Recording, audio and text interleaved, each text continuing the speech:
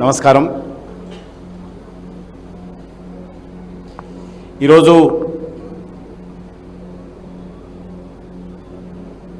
హుజూరాబాద్ శాసనసభ ఉప ఎన్నికలకు సంబంధించి భారతీయ జనతా పార్టీ అభ్యర్థిగా ఈటెల రాజేందర్ గారు నామినేషన్ వేసిన సందర్భంగా రాష్ట్ర పార్టీ యొక్క ఆదేశం ప్రకారము నేను రాష్ట్ర అధ్యక్షులు బండి సంజయ్ గారు ఇతర రాష్ట్ర పదాధికారులందరం కూడా హుజూరాబాద్కు రావడం జరిగింది.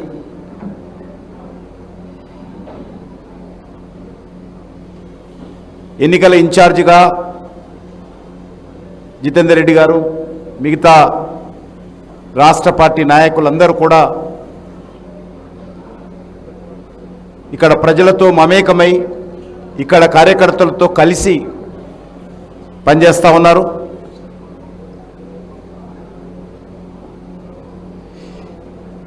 ఈ ఎన్నికలు హుజూరాబాద్కు సంబంధించినటువంటి ఎన్నికలు అయినప్పటికీ కూడా ఇది ప్రజాస్వామ్యానికి నియంతృత్వానికి మధ్యన జరుగుతున్నటువంటి ఎన్నికలుగా ఈరోజు ప్రజలు గుర్తుపెట్టుకోవాల్సిన అవసరం ఉంది.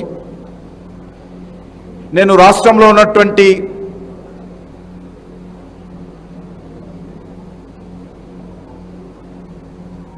తెలంగాణ విజ్ఞానవంతులకు, తెలంగాణ కవులు కళాకారులకు, తెలంగాణ ప్రజలకు, తెలంగాణలోని ప్రజాస్వామ్యవాదులకు కూడా విజ్ఞప్తి చేస్తా ఉన్నాను. ఇంత భయంకరమైనటువంటి అధికార దుర్వినియోగము, ఇంత దుర్మార్గమైనటువంటి ప్రజాస్వామ్య వ్యతిరేక విధానాలు గతంలో ఎక్కడ ఎప్పుడు చూడలేదు. ఈ రాష్ట్రంలో నేనే ఉండాలి, నా కుటుంబం మాత్రమే ఉండాలి, మరి మూడో వ్యక్తులు ఎవరు ఉండకూడదు, మా కుటుంబాన్ని ప్రశ్నించే వాళ్ళు ఉండకూడదు అన్నటువంటి ఆలోచన చాలా దుర్మార్గపోయినటువంటి ఆలోచన.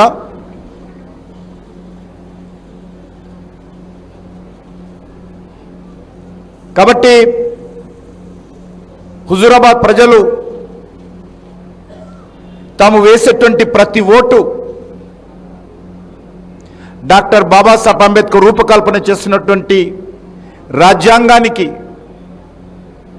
మరింత ప్రతిష్ట తెచ్చే విధంగా ఉండాలని నేను కోరుకుంటున్నాను.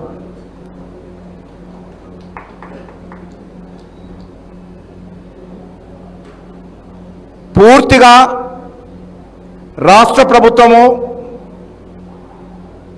గత 5 నెలలుగా బరి తెగించి ఎన్నికల్లో ఏ రకంగా గెలవాలనేటువంటి దుర్మార్గపు ఆలోచనతోటే ఈ ప్రభుత్వము అన్ని రకాల అడ్డదారులు తొక్కడం జరిగింది.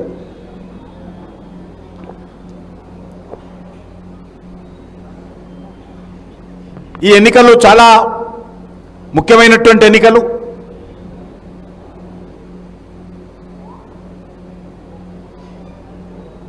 హుజూరాబాదు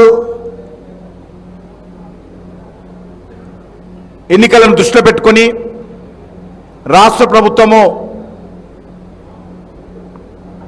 దళిత బంధు పథకాన్ని తీసుకురావడం జరిగింది.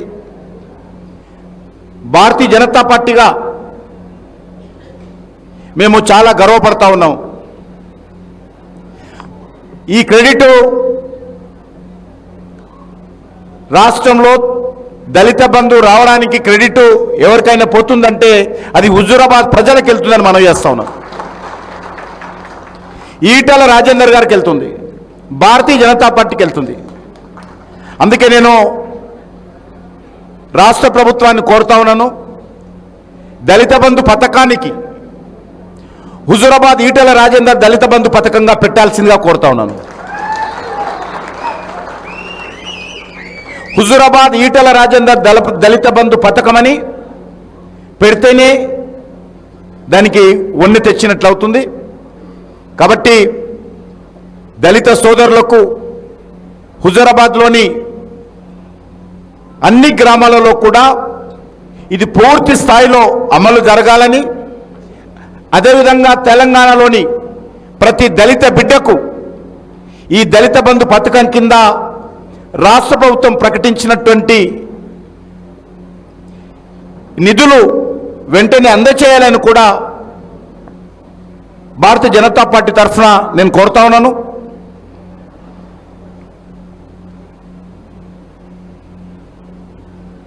ఈ ఎన్నికలు ఇంకో 20 రోజులు ఉంటుంది.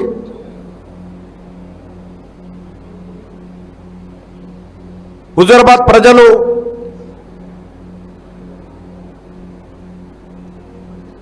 ఎన్నికల యొక్క సమయంలో చాలా జాగ్రత్తగా ఉండి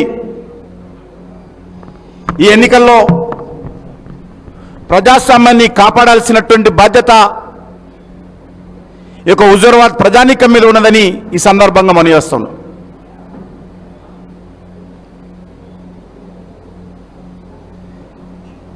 ఎన్నికల్లో ఈటెల రాజేందర్ గెలిచినంత మాత్రాన రాష్ట్రంలో అసెంబ్లీలో టీఆర్ఎస్ యొక్క మెజార్టీ ఏం పడిపోదు. కానీ ప్రశ్నించేవారు ఉండకూడదు, ఆత్మ గౌరవంతో ఉండేవాళ్ళు ఎవరు ఉండకూడదు అనేటువంటి ఆలోచన ఈరోజు టీఆర్ఎస్ ప్రభుత్వము ఈ రకంగా వ్యవహారం చేస్తూ ఉంది. ఇది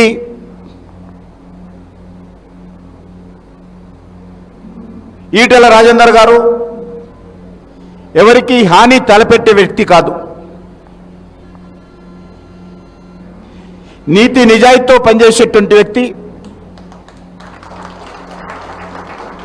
ఆత్మాభిమానంతో ఆత్మ గౌరవంతో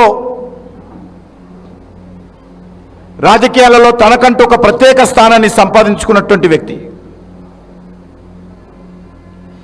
ఎవరికి అన్యాయం చేసిన వ్యక్తి ఈటెల గారు కాదు. మాట కోసం, పద్ధతి కోసం పరితపించే వ్యక్తి ఈటెల రాజేందర్ గారు. కుటుంబ పెత్తనం పైన నిలదీసినటువంటి వ్యక్తి ఈటెల రాజేందర్ గారు.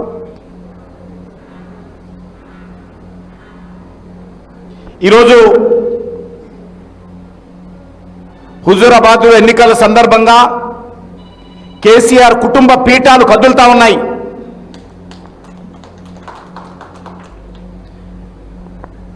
కల్వకుంట్ల కుటుంబం యొక్క పరిపాలనను చరమగీతం పాడడానికి హుజూరాబాద్ ప్రజలు తెలంగాణ ప్రజలకు దారి చూపుతారు. గత పార్లమెంట్ ఎన్నికల్లో 17 సీట్లుంటే టీఆర్ఎస్ పార్టీ గెలిచింది 9 సీట్లే.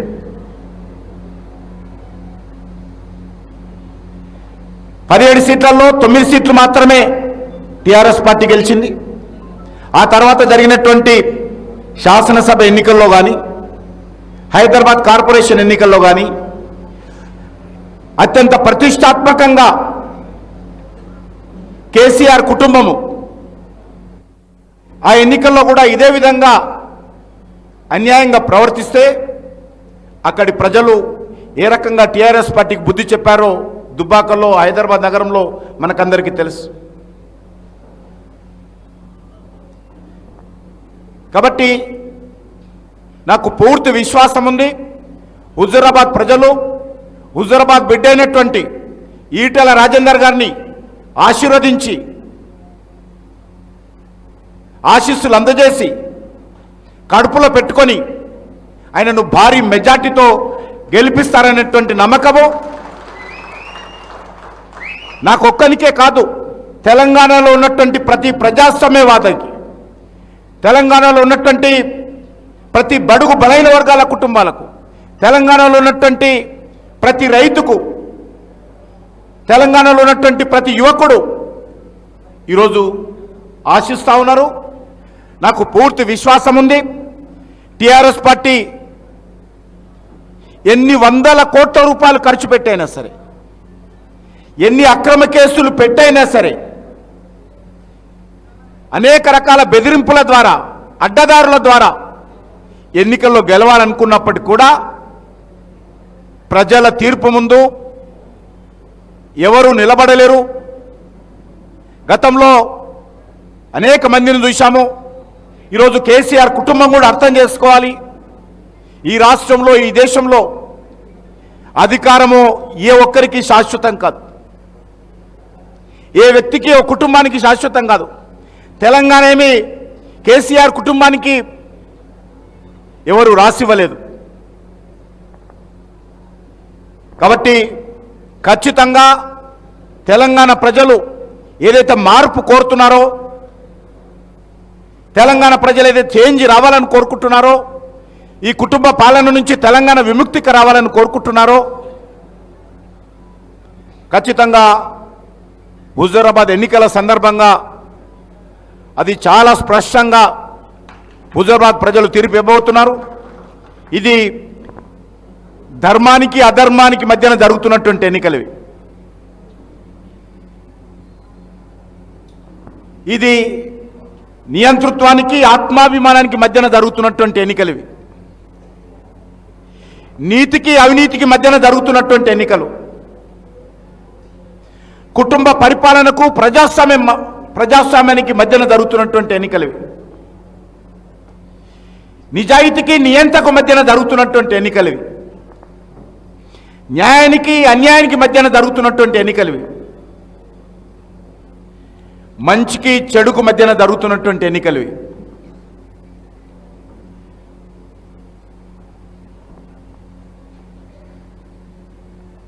ఈరోజు అనేక రకాలుగా ఒక్క హుజూరాబాద్లో భారతీయ జనతా పార్టీ గెలవకూడదని, ఒక్క హుజూరాబాద్లో ఈటెల రాజేందర్ గెలవకూడదని, హుజూరాబాద్లో ప్రజాస్వామ్యం గెలవకూడదని, హుజూరాబాద్లో ఆత్మగౌరవం గెలవకూడదని, హుజూరాబాద్లో నీతి నిజాయితీ గెలవకూడదని ఎన్ని రకాల కుట్రలు, కుతంత్రాలు, మొత్తము ప్రగతి భవన్ వేదికగా, అసెంబ్లీ వేదికగా ఈరోజు అనేక రకాలుగా పాలక పార్టీ తెలంగాణ ప్రజలను తప్పుదో పట్టించే విధంగా అబద్ధాలు ప్రచారం చేస్తున్నారు. అబద్ధాలతో విష ప్రచారం చేస్తూ ఉన్నారు. కానీ తెలంగాణ ప్రజలు చాలా తెలివైనటువంటి ప్రజలు.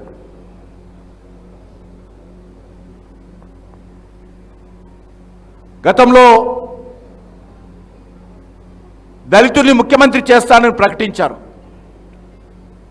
నేను ఎప్పుడన్నా నేను అనలేదన్నారు. తర్వాత దళితులకు 3 ఎకరాల స్థలం ఇస్తామన్నారు. నిన్న పవిత్రమైనటువంటి శాసనసభలో, గతంలో నేను శాసనసభలో ఉన్నాను, ఆయన మాట్లాడినప్పుడు 3 ఎకరాల స్థలం ఇస్తామని చెప్పి శాసనసభలో ప్రకటించారు. నిన్న నేనెప్పుడు అన్నానని చెప్పి మాట తప్పారు. హామీ ఇవ్వడము, మాట తప్పడము, మడమ తిప్పడము ఈరోజు టీఆర్ఎస్ పార్టీకే చెల్లుతుంది. గతంలో నిజాం షుగర్ ఫ్యాక్టరీని కూడా తెరిపిస్తామని చెప్పారు. నిజాం షుగర్ ఫ్యాక్టరీ తెరిపించలేదు. నిజాం ఇన్స్టిట్యూట్ లాంటి, నిమ్స్ లాంటి సూపర్ స్పెషాలిటీ హాస్పిటల్స్ కట్టిస్తామని చెప్పారు. అది ఇంతవరకు కట్టివ్వలేదు. ఈరోజు చివరకు హైదరాబాద్ ఇస్తాంబుల్ చేస్తామన్నారు, కరీంనగర్ను డల్లాస్ చేస్తామన్నారు, వరంగల్ను సింగపూర్ చేస్తామన్నారు. ఈరోజు నేనెప్పుడు అన్నానని చెప్పి ముఖ్యమంత్రి గారు మాట మార్చారు. 1 కాదు 2 కాదు, హుజూరాబాద్ ప్రజలను కూడా కోరుతా ఉన్నాను, టీఆర్ఎస్ పార్టీ మాట మీద నిలబడేటువంటి పార్టీ కాదు. టీఆర్ఎస్ పార్టీకి నైతిక విలువలు లేవు. టీఆర్ఎస్ పార్టీకి ఉండేది ఒకటే ఒకటి, కుటుంబము, అధికారము.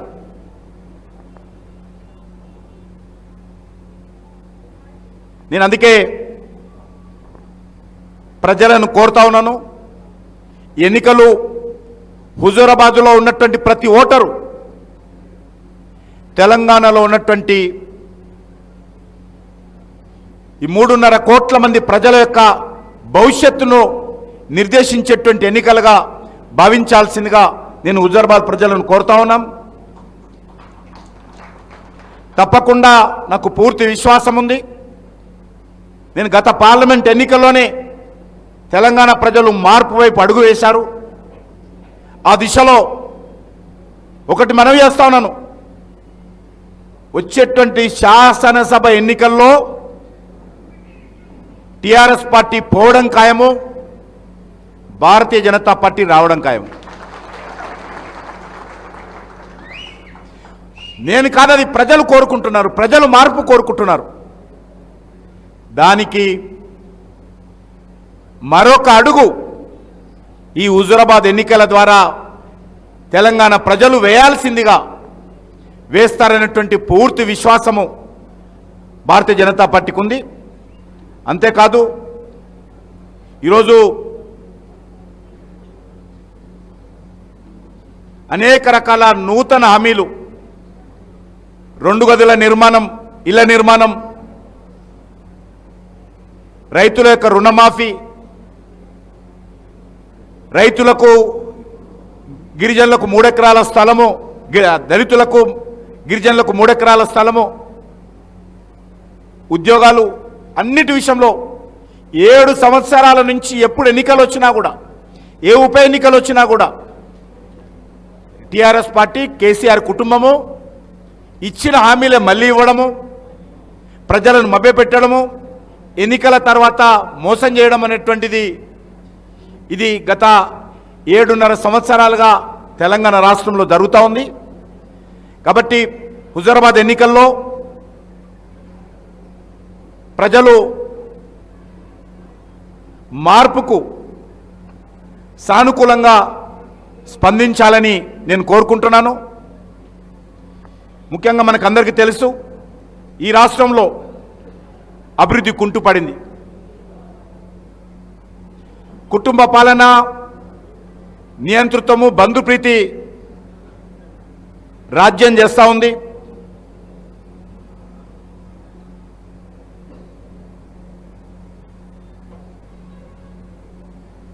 టీఆర్ఎస్ పార్టీలో పూర్తిగా అహంకారము, అధికారంతో, దుర్వినియోగంతో ఈరోజు బరి తెగించినటువంటి పాలన కొనసాగిస్తున్నారు. మరి ఈ నేపథ్యంలో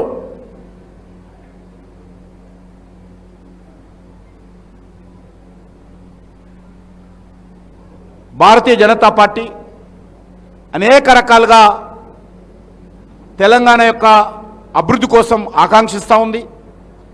నిన్న ముఖ్యమంత్రి గారు చెప్పారు, కేంద్రం మీద యుద్ధం చేస్తానని, అందరినీ కలుపుకొని యుద్ధం చేస్తానని. ప్రజాస్వామ్యంలో పూర్తి హక్కు, అధికారం ఉంది వారికి. ప్రజాస్వామ్యంలో పూర్తి హక్కు, అధికారం వారికి ఉంది.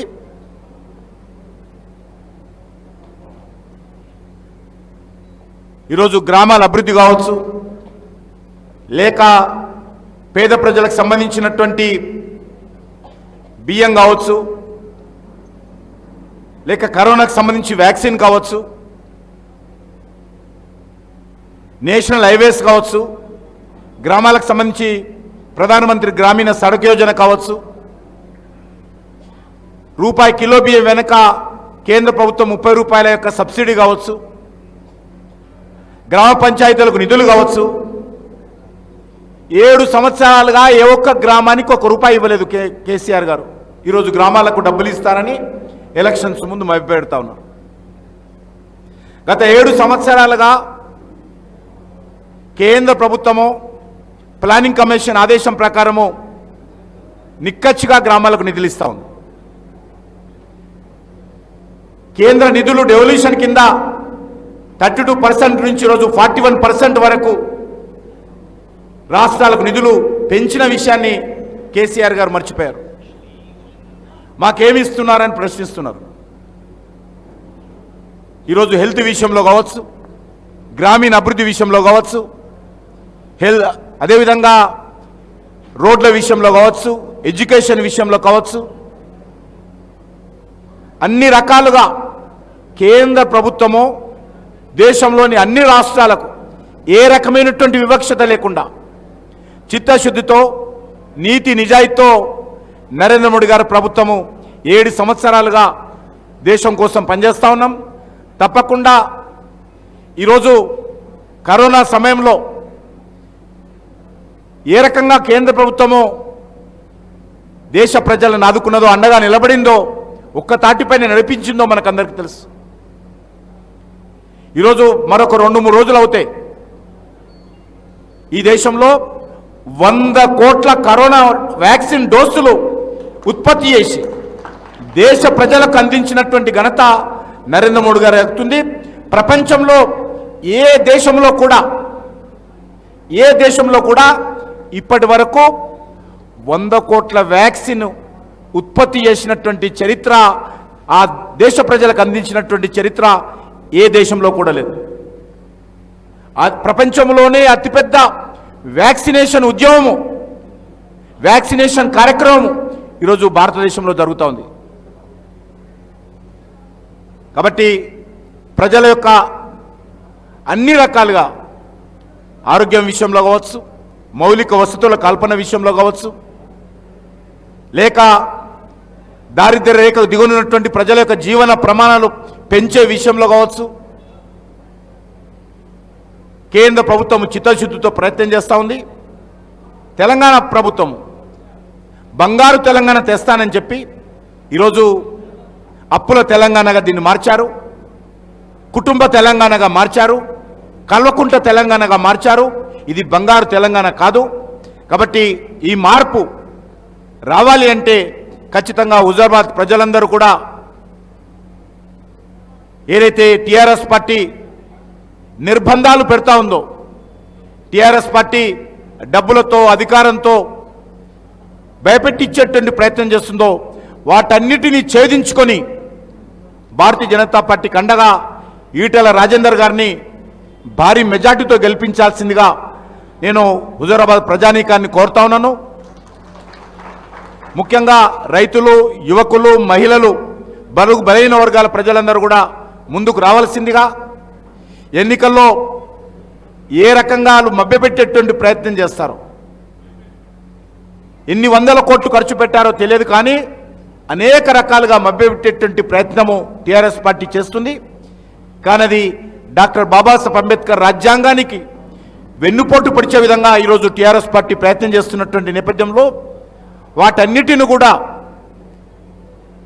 ఎదుర్కొని ప్రజాస్వామ్య పరిరక్షణకు హుజూరాబాద్ ప్రజలు మరి నాకు పూర్తి విశ్వాసం ఉంది, తీర్పిస్తారనేటువంటి విశ్వాసం ఈరోజు అన్ని వర్గాల ప్రజల్లో, మా పార్టీ కార్యకర్తలు ఉదయం నుంచి అన్ని గ్రామాల నుంచి వచ్చి కలుస్తూ ఉన్నారు. మా గ్రామంలో ప్రతి గ్రామంలో ఉన్నటువంటి వాళ్ళు, మా గ్రామంలో మెజార్టీ ఓట్లు భారతీయ జనతా పార్టీకి ఈటెల రాజేందర్కి వస్తుందని అన్ని గ్రామాల నుంచి వస్తున్నటువంటి వాళ్ళు చెప్తా ఉన్నారు. కాబట్టి నేను కార్యకర్తలను కూడా కోరుతా ఉన్నాను, ఈ యొక్క 20 రోజులు మనం కాపాడుకోవాలి. ప్రజలు మన మీద ఏదైతే భారతీయ జనతా పార్టీ గెలవాలని, ఈటెల రాజేందర్ అసెంబ్లీలో అడుగు పెట్టాలని, ఈ నియంత్రిత పాలన మీద అసెంబ్లీలో కేసీఆర్ కుటుంబానికి వ్యతిరేకంగా ఈటెల రాజేందర్ ప్రశ్నించాలని, హుజూరాబాద్ ప్రజలు, తెలంగాణ ప్రజల వాణి శాసనసభలో ఈటెల రాజేందర్ వినిపించాలని ఏదైతే హుజూరాబాద్ ప్రజలు కోరుకుంటున్నారో దానికోసము ఈ యొక్క 20 రోజులు కూడా మనము అన్ని రకాల నిర్బంధాలను ఎదుర్కొని ప్రజాస్వామ్య పరిరక్షణ కోసం ఎలాంటి త్యాగాలకైనా కార్యకర్తలుగా మనం సిద్ధంగా ఉండి ప్రజాస్వామ్యాన్ని పరిరక్షించుకునేటువంటి ప్రయత్నంలో ముందుండాలని ప్రతి కార్యకర్తకు, ప్రతి సానుభూతి పరుడికి, ప్రతి ప్రజాస్వామ్యవాదికి, ప్రతి కుల సంఘం పెద్దలకు, ప్రతి రైతు బిడ్డకు యువకుడికి అందరు కూడా ఈ సందర్భంగా విజ్ఞప్తి చేస్తూ సెలవు తీసుకుంటున్నాను.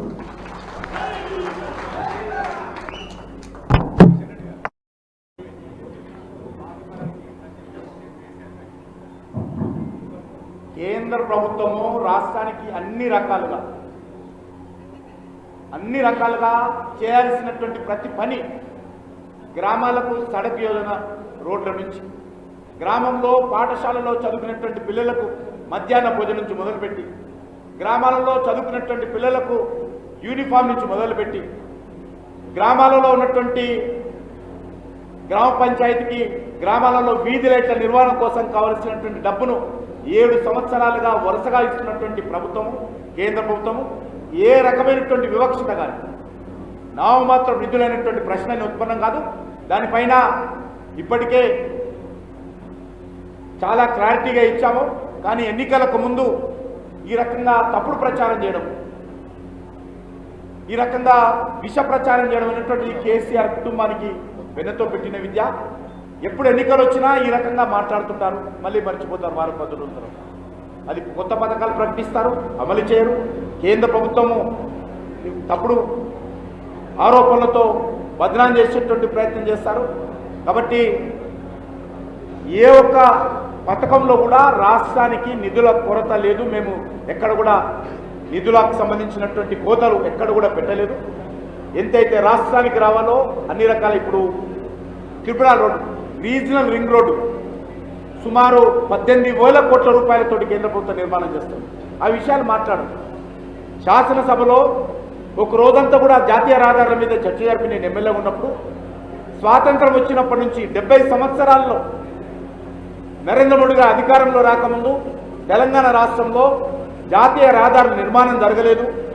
ఈరోజు నరేంద్ర మోడీ గారు అధికారంలోకి వచ్చిన తర్వాత అత్యంత వైభవంగా తెలంగాణ రాష్ట్రంలో జాతీయ రహదారుల నిర్మాణం జరిగిందని ఇదే ముఖ్యమంత్రి గారు శాసనసభలో నరేంద్ర మోడీ గారి ప్రభుత్వాన్ని పొగిడారు. ఈరోజు ఎన్నికలకు ముందు ఈ రకంగా తప్పుడు ఆరోపణలు చేస్తారు.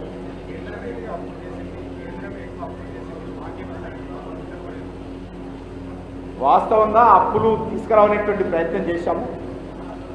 ఈరోజు కరోనా కారణంగా చాలా పెద్ద ఎత్తున కేంద్ర ప్రభుత్వం 20 లక్షల కోట్ల రూపాయల ప్యాకేజీ ప్రకటించడం జరిగింది. కరోనా వ్యాక్సిన్ కానీ, లేకపోతే ఎంఎస్ఎంఈలకు సంబంధించి కానీ, రైతులకు కానీ, రైతు కూలీలకు కానీ, పొదుపు సంఘాలకు కానీ, లేకపోతే ఎంప్లాయీస్ కానీ అనేక రకాల సహాయ సహకారాలు అందించేటువంటి ప్రయత్నం చేశారు. మన దేశమే కాదు, ప్రపంచంలో అన్ని దేశాలు కూడా ఆ రకంగా కరోనా సమయంలో అప్పులు చేసేటువంటి ప్రయత్నం చేశారు. కానీ భారత ప్రభుత్వం ఒక్కటే ఈరోజు కరోనాను కూడా నిలదొక్కుని ఈరోజు మరి ఈ యొక్క ఆర్థికంగా మరి బండిని గాడిన పెట్టి ముందుకు తీసుకెళ్తున్నటువంటి ప్రయత్నం చేశారు. ఇటీవల కేంద్ర ప్రభుత్వం ఏదైతే అప్పులు తీసుకోవాలని చెప్పి మేము నిర్ణయించామో, ఇప్పుడు ఉన్నటువంటి పరిస్థితుల్లో అప్పులు డ్రా చేయాల్సినటువంటి అవసరం ఉండదు. మనకు వస్తున్నటువంటి రెవెన్యూ సరిపోతుంది ఆదాయం అనేటువంటి విషయంలో కూడా చర్చ జరుగుతూ ఉంది. ఒకరు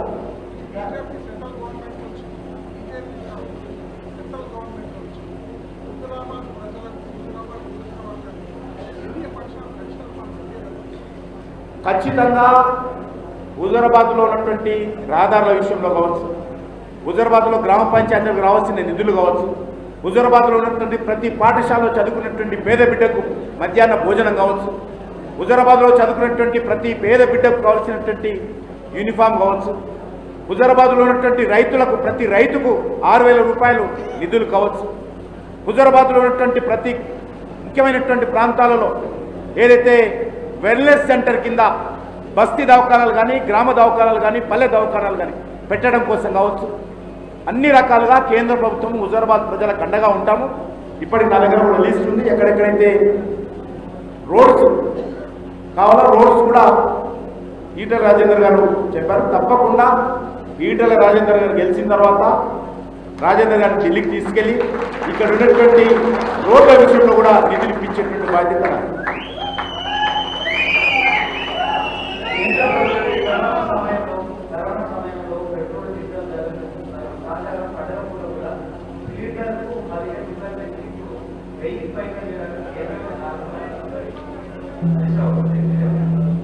కేసీఆర్ గారు కేంద్ర మంత్రిగా ఉన్నప్పుడే నిర్ణయం జరిగింది.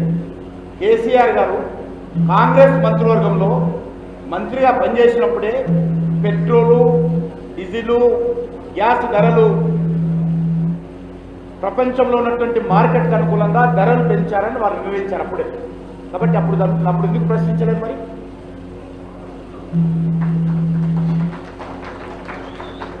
వారు కేంద్ర మంత్రిగా ఉన్నప్పుడే నిర్ణయం జరిగింది.